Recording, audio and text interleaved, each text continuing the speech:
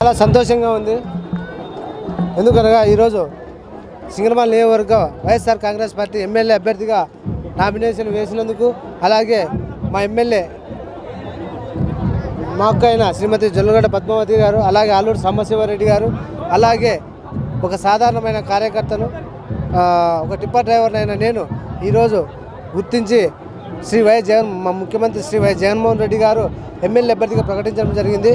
ఈరోజు వారందరి ఆశీస్సులతో, మా అక్క అయిన ఎమ్మెల్యే జొన్నగడ్డ పద్మావతి గారి ఆశీస్సులతో, ఆలూరు సాంబశివారెడ్డి గారి ఆశీస్సులతో, జగనన్న ఆశీస్సులతో ఈరోజు నామినేషన్ వేయడం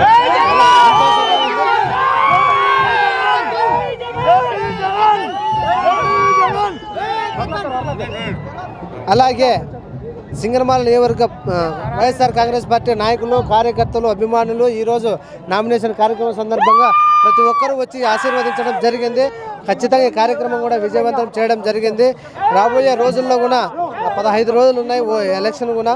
రాబోయే రోజుల్లో కూడా సింగనమల నియోజకవర్గంలో ఖచ్చితంగా వైఎస్ఆర్ కాంగ్రెస్ పార్టీ జెండా ఎగరవేస్తాము. అలాగే మా జగనన్నను కూడా సీఎం చేసుకుంటాము. పేదల సంక్షేమ సారథి మా జగనన్న, సంక్షేమమే అభివృద్ధి ధ్యేయంగానే మా జగనన్న పేద ప్రజల కోసం పనిచేస్తున్నాడు. ఖచ్చితంగా మా జగనన్నను ముఖ్యమంత్రి చేసుకొని సింగనమల నియోజకవర్గంలో